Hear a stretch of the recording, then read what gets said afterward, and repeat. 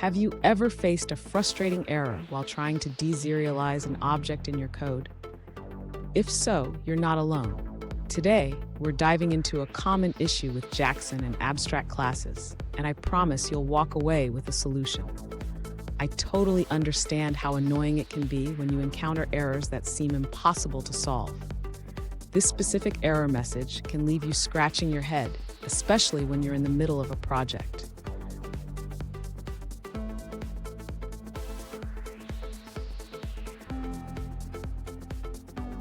Here's the situation we're addressing. A user recently encountered a JSON mapping exception while trying to deserialize an object using JSON's object mapper.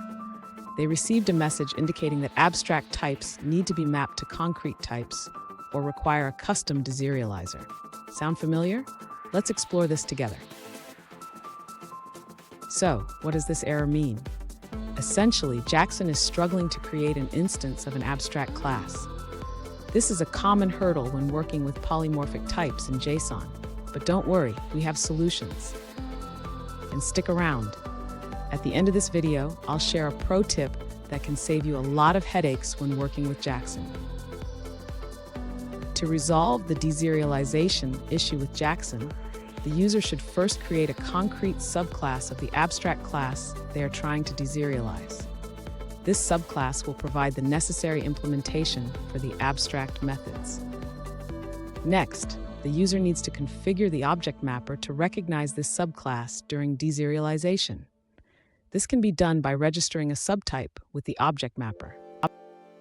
After configuring the object mapper, the user can now deserialize the JSON string into the appropriate concrete class. This will prevent the JSON mapping exception from occurring. If the user does not have access to modify the classes directly, they can also use a custom deserializer.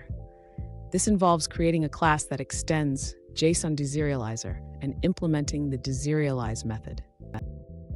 Finally, the user should register the custom deserializer with the object mapper to ensure it is used during the deserialization process. Fun fact: did you know that the JSON library is named after the famous American president Andrew Jackson?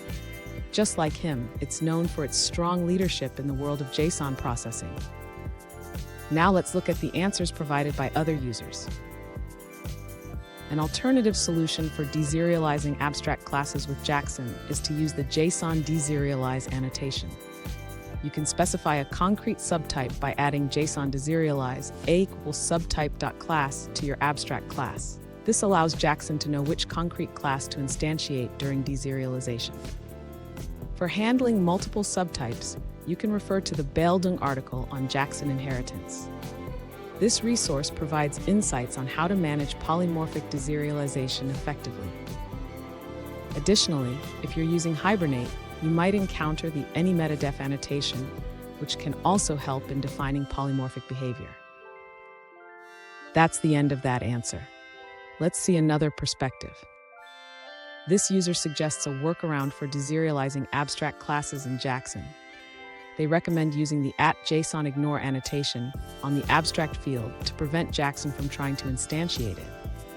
Then, they advise creating a getter method for that field and annotating it with @JSONProperty to specify the field name. Here's the pro tip I promised.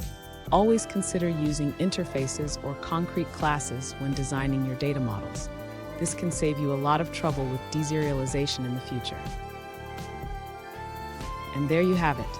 With these steps, you should be able to resolve the deserialization issue with JSON.